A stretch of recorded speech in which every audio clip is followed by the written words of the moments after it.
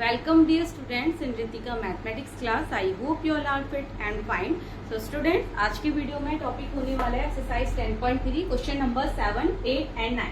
3 question हम same video में यहाँ पर डिस्कस करेंगे. ठीक है, तो चलिए क्वेश्चन नंबर 7 देखते हैं. ओके, चैप्टर नेम है chapter 10 straight line, class 11 math NCERT. ठीक है, तो एक्सरसाइज 10.3 क्वेश्चन नंबर 7.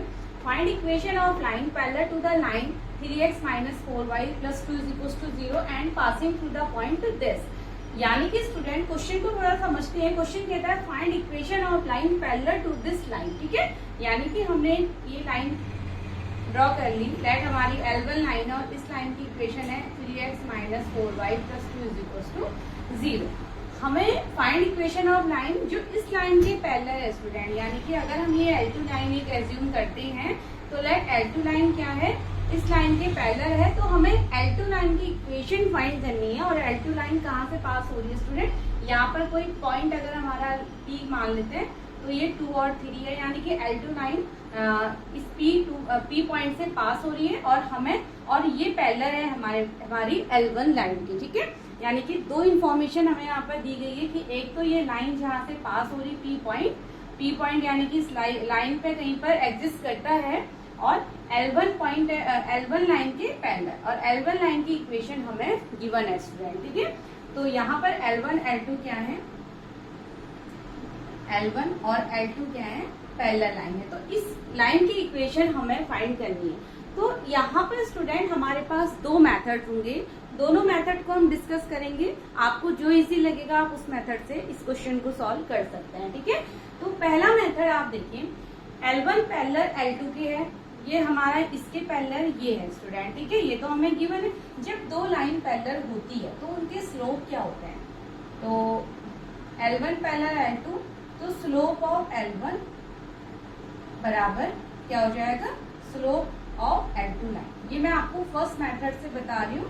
एक मेथड हमारा ये है, यानी कि इसका स्लोप इक्वल होगा स्टूडेंट. अगर हम इसके स्लोप को लेट M1 एज्यूम कर लेते हैं और इसके स्लोप को हम M2 एज्यूम कर लेते हैं, तो कहने का मतलब M1 और M2 क्या होंगे, हमारे इक्वल होंगे. इससे क्या होगा, देखिए इससे ही होगा अगर हम इन दो लाइन के स्लोप में से, अगर देखिए इन दो M1 का अगर मैं स्लोप फाइंड कर लेती हूँ तो वो मेरा M2 का स्लोप भी हो जाएगा, और फिर L2 की इक्वेशन के लिए एक पॉइंट हमारे पास मिल जाएगा और एक स्लोप हमें मिल जाएगा स्टूडेंट. तो स्लोप पॉइंट इक्वेशन जो हमारी होती है उससे हम L2 की इक्वेशन फाइंड कर लेंगे. तो it is a first method. फिर हम सेकंड मेथड को शेयर करेंगे. ठीक है, डिस्कस करेंगे. तो पहले चलिए फर्स्ट मेथड देख लेते हैं. तो हमने देखा जब दो लाइन पैरेलल होती है आपको पता है उनके स्लोप इक्वल होते हैं. तो स्लोप ऑफ L1 लाइन क्या हो जाएगा, स्लोप ऑफ लाइन L1. अब आपको पता है L1 लाइन का स्लोप, जब वो स्लोप हम निकालते हैं स्टूडेंट तो वो हमारे पास होता है माइनस का A अपॉन B. ठीक है, यानी कि M1 कैसे निकलेगा, माइनस का A अपॉन B. A क्या होता है, यानी कि A होता है हमारा x का कोफिशिएंट ऑफ x, A होता है coefficient of x upon B होता है coefficient of y, coefficient of y. ठीक है, गिवन इक्वेशन जो हमारे पास जनरल फॉर्म की इक्वेशन है और L1 का हम स्लोप फाइंड कर रहे हैं स्टूडेंट. तो L1 यानी कि स्लोप M1 क्या हो जाएगा, कोफिशिएंट ऑफ x और अपॉन कोफिशिएंट ऑफ y. इसको माइनस A अपॉन B से डिनोट करते हैं. A क्या होता है, कोफिशिएंट ऑफ x तो होता है, एंड B होता है कोफिशिएंट ऑफ y. अगर आपको ऐसे नहीं याद होता तो आप इसको एक जनरल यानी कि इस वाली फॉर्म में कन्वर्ट कर लीजिए. आप इसको देखिए 4y माइनस 4y कर लीजिए, यहाँ माइनस 3x इधर कर लीजिए, माइनस 2 ऐसे, और y हमारा हो जाएगा माइनस 3 अपॉन 4x और माइनस 2 अपॉन माइनस 4. यानी कि आप इस तरीके से, तो ये हमारे पास माइनस 3 अपॉन 4 यहाँ पर स्लोप आ जाएगा स्टूडेंट. ठीक है, तो अगर हम यहाँ से देखते हैं तो चलिए माइनस, तो ये हमारे पास एक ये भी तरीका है आपके पास इसका स्लोप फाइंड करने का L1 लाइन का. इसकी इक्वेशन हमें गिवन है जनरल इक्वेशन. तो चलिए माइनस A अपॉन B से आप देख लीजिए, यहाँ पर भी सेम आंसर है. माइनस A यानी कि माइनस कोफिशिएंट ऑफ x 3 है तो minus 3, and coefficient of y हमारे पास है स्टूडेंट माइनस का 4, कोफिशिएंट ऑफ y, और ये A भी हमारा माइनस माइनस प्लस हो जाएगा 3 अपॉन 4. यहाँ से भी आप देख सकते हैं, तो ये हमारा आ गया 3 अपॉन 4. यानी कि इस लाइन का, हमारी L1 लाइन है, इसका स्लोप हमें क्या मिल गया स्टूडेंट, 3 अपॉन 4 मिल गया. और यहाँ फर्स्ट इक्वेशन से हमें पता है कि दोनों पैरेलल लाइन के स्लोप हमारे इक्वली होंगे. तो यानी कि इसका स्लोप भी हमारे पास क्या आ गया 3/4। अब इसकी इक्वेशन निकाल लीजिए, इक्वेशन ऑफ लाइन L2, एक स्लोप हमारे पास है और एक पॉइंट हमारे पास है, तो by using slope point equation. ठीक है, तो चलिए हमारे पास M1 स्लोप हमारे पास आ चुका है, वो दोनों मैंने यहाँ पर लिख दिए हैं स्टूडेंट। ठीक है, M1 और M2 लिख दिए हैं। तो फ्रॉम इक्वेशन वन M1 और M2 ये दोनों स्लोप हमारे हो जाएंगे 3/4 के इक्वल। ठीक है, तो now equation of line L2, equation of line L2 निकालेंगे स्टूडेंट। कैसे?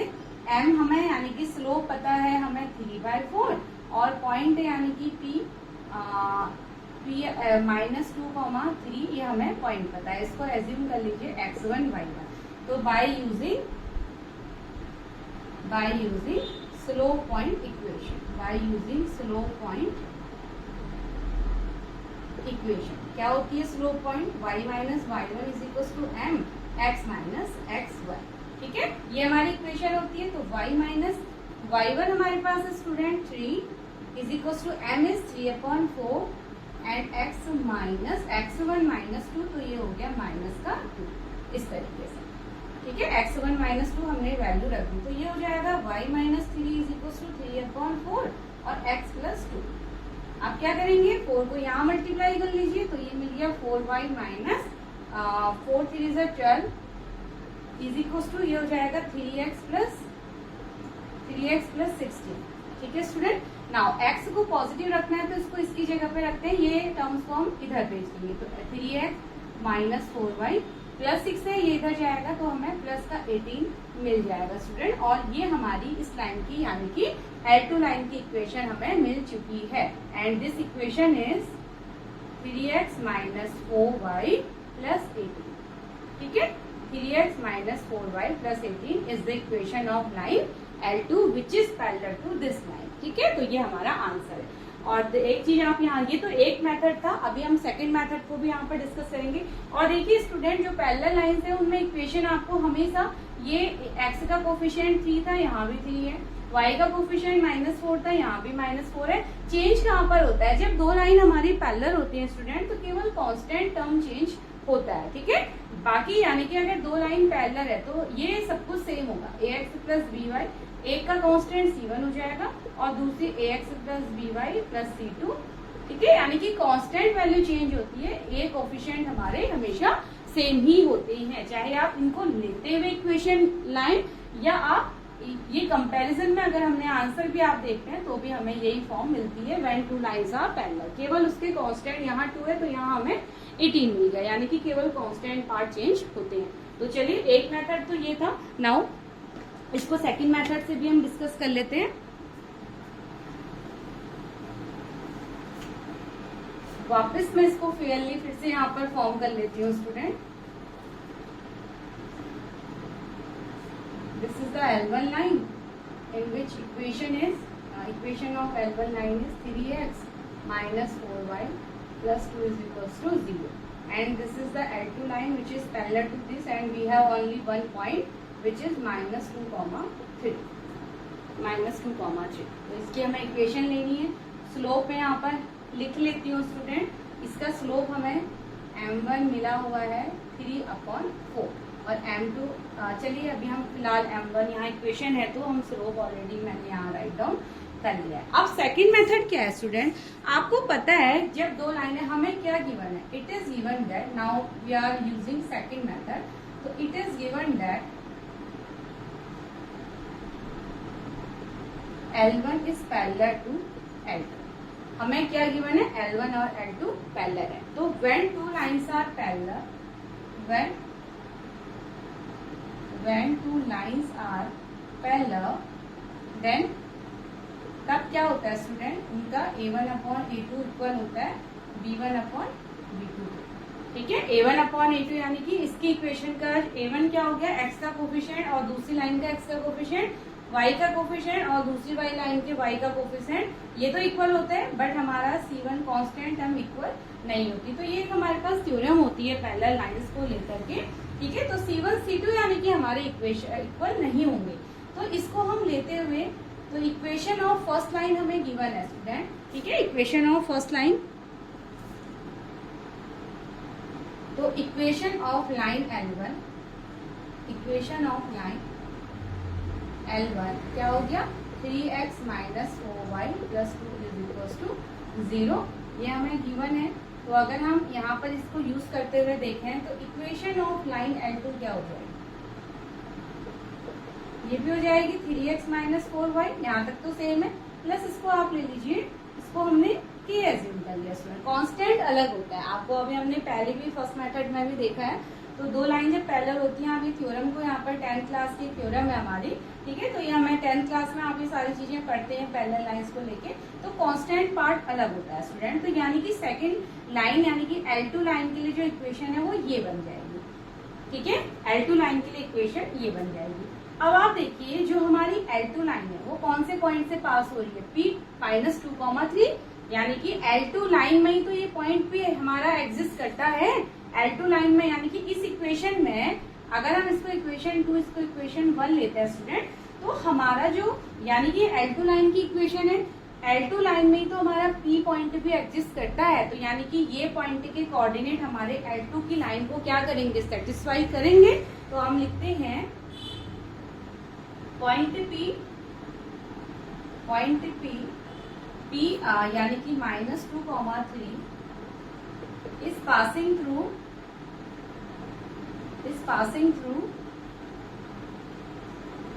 L2 line, so put, यानी कि इस लाइन की इक्वेशन को भी सेटिस्फाई करेगा, जब यहीं से पास हो रहा है तो इसके पॉइंट इसको सेटिस्फाई करेंगे। तो हम यहाँ पर x इज इक्वल टू -2 रखते हैं और y की वैल्यू हम रखते हैं स्टूडेंट 3, ठीक है, x को -2 रखिए, y को 3 रखिए, हमें k की वैल्यू मिल जाएगी, ठीक है। तो p passing through, so put x in equation 2 यानी कि L2 लाइन की इक्वेशन में, तो equation of line L2 is equal to 3 into -2 -4 into y3 plus k is equal to 0। Now ये हो गया -6 -12 plus k is equal to 0, -6 minus ये हो गया स्टूडेंट माइनस का 18, ठीक है, क्या मिल जाएगा, माइनस का 18 plus k is equal to 0, और यहाँ से k है यानी कि क्या हो जा रहा है, 18 आ जाता है स्टूडेंट, जो हमने कांस्टेंट लिया था 18 आ जाता है। नाउ फाइनल k की वैल्यू को इक्वेशन 2 में पुट कर देंगे, और जो फाइनल इक्वेशन आती है, ठीक है, k इक्वल्स टू 18 आ चुका है कांस्टेंट टर्म, तो इसको इक्वेशन 2 में पुट कर लेते हैं। तो put k is equals to 18 in equation 2, और हमें L2 लाइन की इक्वेशन मिल जाएगी student, 3x minus 4y plus 18 is equals to 0, और दिस इज द आंसर, ठीक है। और ये हमारी L2 लाइन की इक्वेशन आ चुकी है स्टूडेंट, यानी कि सेकंड मेथड फर्स्ट मेथड हमने दोनों मेथड डिस्कस कर लिए हैं यहाँ पर। तो जो मेथड से आपको इजीली समझ में आता है student, please you can use that methods, okay. तो चलिए क्वेश्चन नंबर 7 हमारा यहाँ पर कंप्लीट होता है। Now moving towards the question number 8।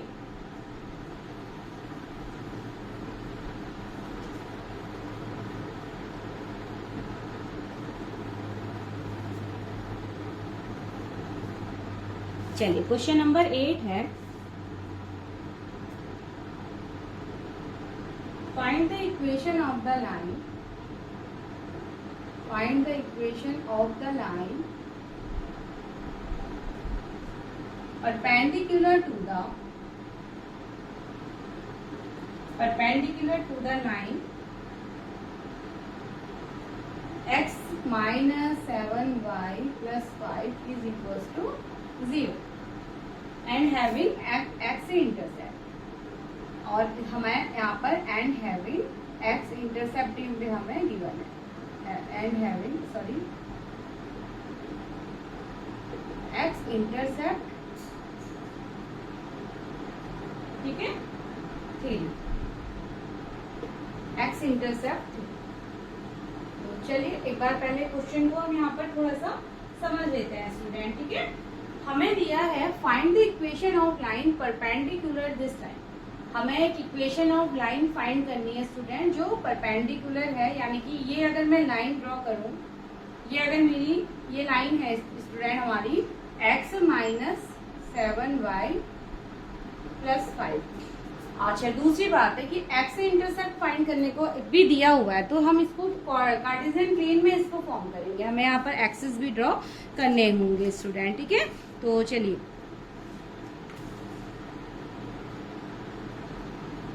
यहाँ देखिए x से इंटरसेप्ट है तो इसको हम कार्टेशियन प्लेन की हेल्प से यहाँ पर शो करते हैं। x है x dash y and y dash origin point. अब देखिए, हमें find the equation of line perpendicular to the line this and having x से इंटरसेप्ट। x से इंटरसेप्ट यानी कि ये हमें 3 दिया है इसमें, और x से इंटरसेप्ट होता है ओरिजिन से लेके हम x एक्सिस पे ओरिजिन से जो डिस्टेंस यहाँ पर रखते हैं वो हमारा x से इंटरसेप्ट होता है। नाउ एक लाइन पास होती है, चलिए यहाँ से हम इसको भी पास करवा देते हैं स्टूडेंट, ठीक है।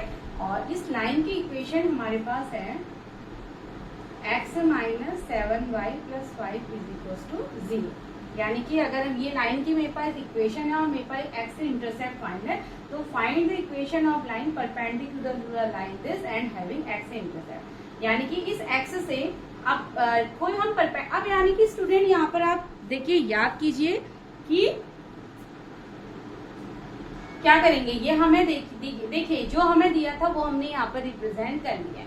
तो find the equation of line perpendicular to the line this, यानी कि इस लाइन पे परपेंडिकुलर, तो अगर मैं इसको यहाँ लिख लेता है स्टूडेंट कि x minus 7y plus 5 is equal to 0। ये इक्वेशन मैंने यहाँ पर ऐसे लिख ली, ठीक है। L1 अगर हम इसको लाइन एज्यूम कर लेते हैं नाउ, तो इक्वेशन ऑफ लाइन अब इस लाइन पे जो परपेंडिकुलर है स्टूडेंट, यानी कि यहाँ से होगा, ठीक है। तो एंड हैविंग x इंटरसेप्ट, और ये हमें गिवन है, यानी कि हमें ये लाइन की इक्वेशन फाइंड करनी है जो इस पे क्या है, परपेंडिकुलर है स्टूडेंट, ठीक है। तो हमें इस लाइन की इक्वेशन फाइंड करनी है जो इस लाइन पे L1 पे परपेंडिकुलर है, और हमारे पास यहाँ पर x से इंटरसेप्ट की वैल्यू भी दी गई है स्टूडेंट। आप देखिए, अब कैसे करेंगे, आप थोड़ा सा यहाँ पर अपना एक लॉजिक बनाइए आप कि इस क्वेश्चन को हम कैसे कर सकते हैं स्टूडेंट। देखिए, दो लाइन हमें परपेंडिकुलर दिया है, ठीक है। ये तो हमें पता है कि दो लाइन, अगर मैं इसको AB ले लेती हूँ, AB लाइन ले लेते हैं इसको, चलिए B पॉइंट मैंने दे दिया, और इसको मैं ले लेती हूँ यहाँ पर PQ, ठीक है। AB इसको ले लिया मैंने और PQ मैंने इसको ले लिया स्टूडेंट। तो हमसे अब देखिए, ये दोनों लाइन परपेंडिकुलर है, तो एक तो हम यहाँ से स्लोप फाइंड कर सकते हैं स्टूडेंट। अगर मुझे इस लाइन का क्या पता चल जाए, मुझे स्लोप पता चले, ठीक है। एक तो हम यहाँ से इसका स्लोप फाइंड करेंगे, देन और x इंटरसेप्ट मुझे पता है, तो x इंटरसेप्ट की यहाँ इक्वेशन में हम इसको पुट करते हैं। चलिए नाउ हम इसको लिखते हैं स्टूडेंट। पहले इसमें अब हम देखिए थोड़ा सा इसमें लॉजिक डेवलप करते हैं अपना। x से इंटरसेप्ट की इक्वेशन, यानी कि 3 को हम यहाँ पर यूज करते हैं, और हमें पता है कि ये दो लाइन आपस में क्या है, परपेंडिकुलर है, ठीक है। एक चीज हमें ये पता है स्टूडेंट कि देखिए, आप ये कर सकते हैं, हम इसका ये स्लोप फाइंड करेंगे, ये स्लोप फाइंड करेंगे, और ये हमारे पास इक्वेशन है। चलिए एक बार स्लोप फाइंड करते हैं। सिंस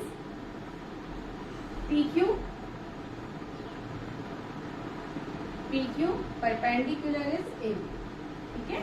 PQ क्या है हमारे पास, PQ परपेंडिकुलर है AB पर स्टूडेंट। तो slope of PQ into slope of AB is equal to क्या, -1। आपको पता है जब दो लाइन हमारी परपेंडिकुलर होती है तो उनके स्लोप के मल्टीप्लाई, हमारे पास मल्टीप्लिकेशन क्या होता है, -1 होती है। तो अब हम यहाँ पर से देखिए PQ का स्लोप फाइंड कर सकते हैं AB की, क्योंकि हमें इक्वेशन पता है, ठीक है। हमें AB की इक्वेशन पता है, तो स्लोप ऑफ PQ यहाँ पर लिख लेते हैं। तो स्लोप ऑफ PQ AB क्या है, अब ये होगा, इसका जो स्लोप होगा वो होगा M होगा माइनस का A अपॉन B।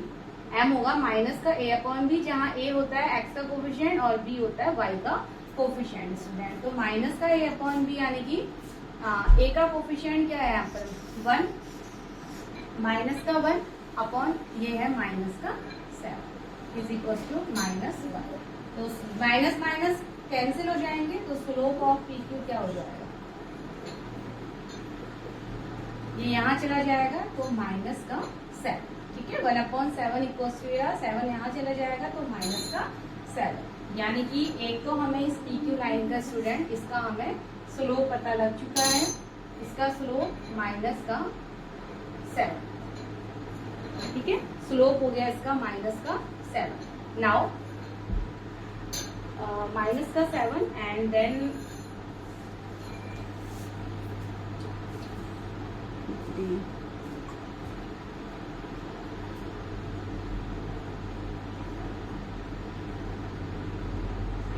अब देखिए स्टूडेंट पी क्यू लाइन हमें फाइंड करना है, ठीक है। तो एक्स इंटरसेप्ट इज गिवन 3 यहाँ पर पॉइंट है, तो अगर हम इस बी के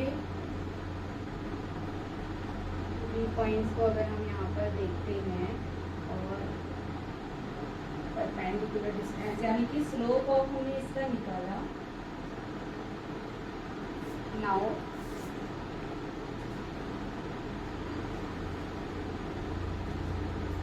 एक चीज कर सकते हैं स्टूडेंट, यहाँ पर देखिए बी पॉइंट है, बी पॉइंट के कोऑर्डिनेट हम फाइंड करते हैं, ठीक है।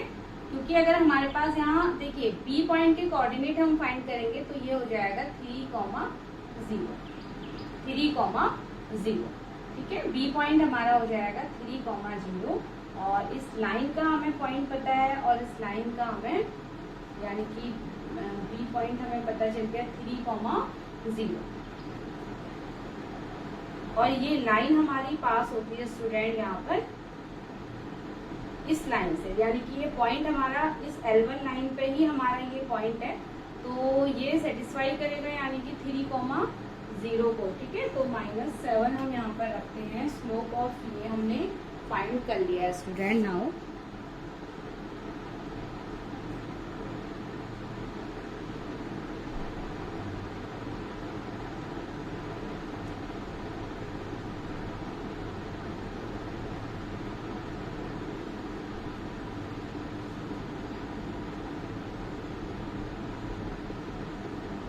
अब देखिए स्टूडेंट, एक कि हमें पॉइंट पता है और दूसरा हमें ये स्लोप पता है, ठीक है। हमें एक पॉइंट बी हमें पता है और हमें ये लाइन का यानी कि इस लाइन का स्लोप पता है, तो हम इस लाइन की इक्वेशन भी फाइंड कर सकते हैं, ठीक है।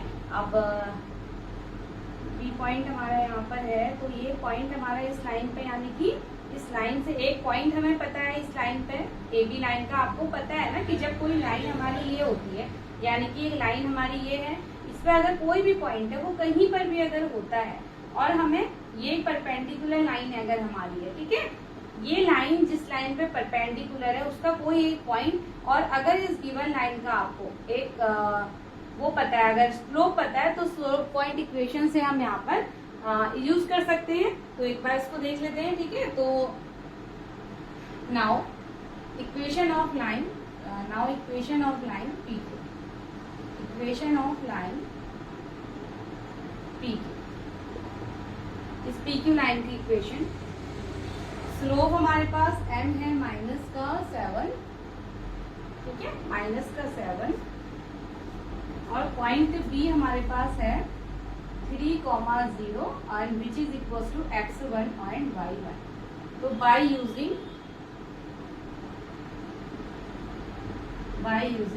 स्लोप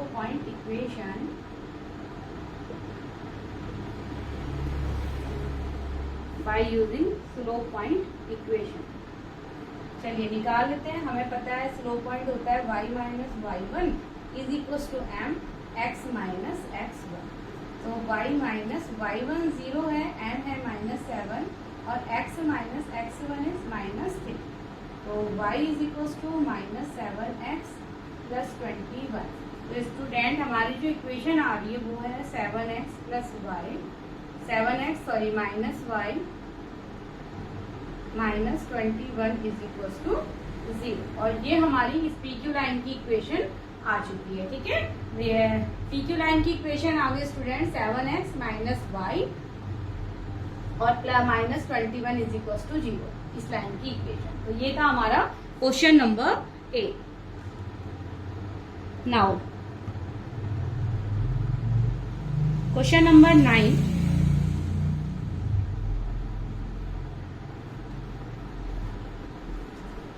चलिए नाउ क्वेश्चन नंबर 9 की तरफ चलते हैं।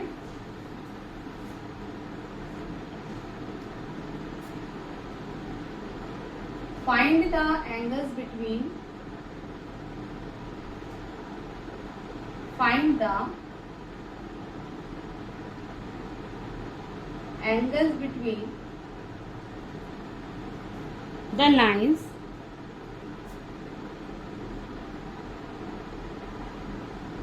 Find the angles between the line, दो लाइनें दी गई है student, 3√3x + y = 1 and second line है x + √3y = 1। तो ये हमारे पास दो गिवन इक्वेशन है, ठीक है, ये दो गिवन इक्वेशन है स्टूडेंट, और हमें इनके बीच के एंगल फाइंड करनी है। देखिए अब दो लाइन के बीच में एंगल तो तभी बनेगा जब ये दोनों लाइनें क्या एक दूसरे को इंटरसेक्ट कर रही है, ठीक है। ये दो लाइनें हैं, ये अगर एक दूसरे को इंटरसेक्ट करती है तभी इसके बीच में क्या बनेगा, एक्यूट, ये एक्यूट और ऑब्ट्यूस एंगल बनते हैं। तो ये तो हमारा एक्यूट एंगल होता है, अगर इसको हम थीटा ले लें, इसको हम फाई ले लें, ठीक है, ये सामने वाला ये भी थीटा हो जाएगा और ये भी हमारा फाई हो जाएगा, यानी कि दो हमें एक्यूट मिलेंगे, दो हमें ऑब्ट्यूस एंगल मिलते हैं स्टूडेंट। तो अब ये दो लाइन है, इसको हम L1 ले लेते हैं और इसको हम L2 ले लेते हैं। L1 की इक्वेशन हमारे पास दी गई है इस लाइन की, यानी कि ये जो लाइन है इसकी इक्वेशन मैंने ले ली √3x + y = 1, और इस लाइन की L2 लाइन की इक्वेशन को हम ले लेते हैं x + √3y = 1, ठीक है। तो ये हमारा फिगर हो गया और हमें ये एंगल फाइंड करना है। देखिए अगर हम किसी भी तरीके से थीटा फाइंड कर लेते हैं, यानी कि एंगल तो 4 बनते हैं बट हमें एक ही फाइंड करना होता है, बाकी आप एक दूसरे के रिस्पेक्टिव बिहेवियर से आप फाइंड कर ही लेते हैं, ठीक है, कि ये पता चल जाएगा तो ये वर्टिकल अपोजिट से ये भी हमें पता लग जाएगा। फाई क्या हो जाएगा 180 लीनियर, अगर इसको आप हटा दीजिए तो ये लीनियर पेयर है, तो फाई हो जाएगा 180 - थीटा, ठीक है, और ये एक एक्यूट एंगल्स है हमारे, और ये ऑब्ट्यूस एंगल है, तो ये ऑब्ट्यूस यानी कि फाई की वैल्यू 180 - थीटा से फाइंड कर लेंगे स्टूडेंट। ये निकल जाएगा तो ये वाला भी निकल जाएगा। अब देखिए अब हमारे पास ये दो लाइंस हैं इंटरसेक्टिंग, और हमें पता है जब दो लाइंस हमारे पास होती है तो उनका एंगल क्या होता है, ठीक है। जब दो लाइंस हमारे पास होती है स्टूडेंट, एंगल क्या होता है, वो होता है tan theta = mod m1 - m2 / 1 + m1 m2। यही तो हमारे पास जब दो लाइंस हमारे पास रैंडम होती हैं और उनके लिए हमें एंगल फाइंड करना होता है, तो ये हमारा फॉर्मूला होता है स्टूडेंट। अब हमारा काम पहली लाइन से m1 निकालना, दूसरी लाइन से m2 निकालना है, और बस हमें यहाँ पर वैल्यू को पुट करना है स्टूडेंट। तो m1 क्या हो जाएगा, m1 देखिए इस वाली लाइन से देखिए m1 होता है -a/b, यानी कि जो स्लोप होता है उसका फॉर्मूला -a/b होता है। a होता है कोफिशिएंट ऑफ x, तो -√3 और ये हो गया 1, तो ये हो गया -√3, ठीक है, ये हो गया -√3। तो m1 और m2 क्या हो जाएगा, उसके लिए सेकंड लाइन देखिए -a/b यहाँ भी आप लेते हैं, तो माइनस का यहाँ तो 1 है, तो -1/√3 स्टूडेंट। तो फाइनली ये भी हमें दे रहा है, तो m1 m2 हमारे पास ये वैल्यूज आ जाती है, ठीक है। नाउ इस वैल्यूज को हम इस यहाँ पर पुट करेंगे और हमें थीटा का यहाँ पर एक्यूट एंगल हमें पता लग जाता है स्टूडेंट, ठीक है। एक्यूटी हम क्यों निकालते हैं, हमें हमेशा यहाँ पर थीटा ही निकालते हैं जो एक्यूट एंगल होता है, क्योंकि हमारा जो क्वेश्चन में थीटा होता है स्टूडेंट वो हमारा एक्यूट एंगल होता है, ठीक है, यानी कि ये हमें एक्यूट एंगल की वैल्यू देगा। ये जो थीटा होता है ना, ये एक्यूट एंगल होता है, और ये हमें यहाँ पर ये हमारे एक्यूट एंगल्स बनते हैं, ठीक है। तो इसलिए हम हमेशा एक्यूट एंगल ही निकालते हैं। तो यहाँ पर मैं लिख लेती हूँ m1 हमने फाइंड कर लिया है -√3 और m2 हमने ले लिया है यहाँ पर -1/√3, ठीक है। दोनों लाइन की इक्वेशन है, दोनों से यूज करके हमने m1 m2 यहाँ पर निकाल लिया। सो नाउ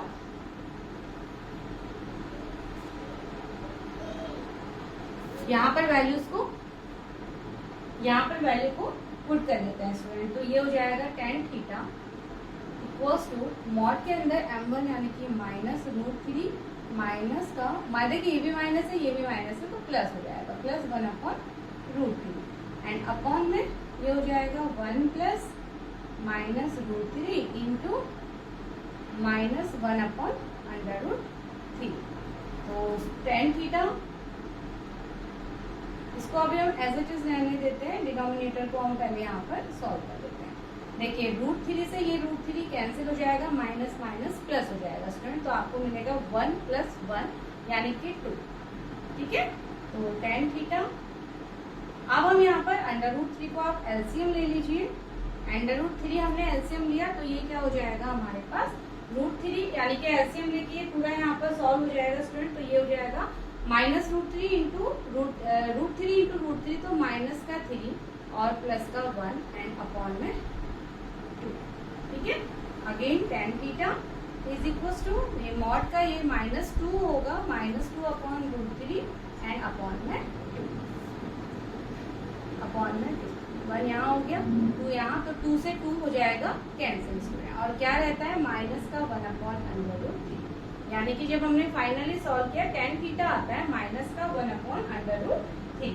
अब आपको पता है कि मॉड के अंदर वैल्यू है तो ओपन होती है तो वो प्लस हो जाती है, तो 1 अपॉन √3 हो जाएगा, और tan 30 में 1 अपॉन √3 वैल्यू होती है tan 30 की, यानी कि ये हो गया tan 30 डिग्री। ठीक है, तो tan थीटा tan 30 के इक्वल आ गया स्टूडेंट यहाँ से, यानी कि थीटा कितना हो गया हमारा 30 डिग्री। एक्यूट एंगल निकालना था, ये हमारा आ चुका है, थीटा ये आ गया तो ये भी 30, फाई क्या हो जाएगा यहाँ से, फाई हो जाएगा 180 डिग्री माइनस 30 डिग्री, यानी कि 150 डिग्री, और ये हो गया हमारा फाई। तो ये दोनों एंगल्स हमें, यानी कि चारों ही एंगल्स हमें यहाँ से फाइंड हो चुके हैं स्टूडेंट। ठीक है, तो ये आई होप आपको समझ में आ गया होगा। इजी सा क्वेश्चन है, देखिए आप केवल फॉर्मूले याद रखिए, बाकी क्वेश्चंस तो आपके दिमाग में स्ट्राइक हो जाते हैं कि कहाँ पर क्या अप्लाई हमें करना है। ठीक है, तो दो पर अब देखिए इंटरसेक्टिंग ही क्यों नहीं, क्योंकि एंगल फॉर्म ही तभी होंगे, हमें बोला गया था ना find the angle between the lines, 2 lines,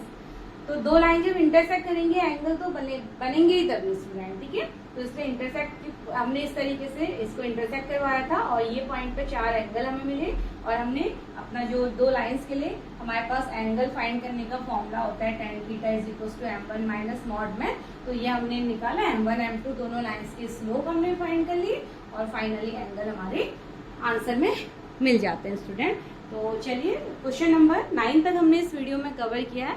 now in next video we will discuss another question of the same exercise. So till then, bye students and take care.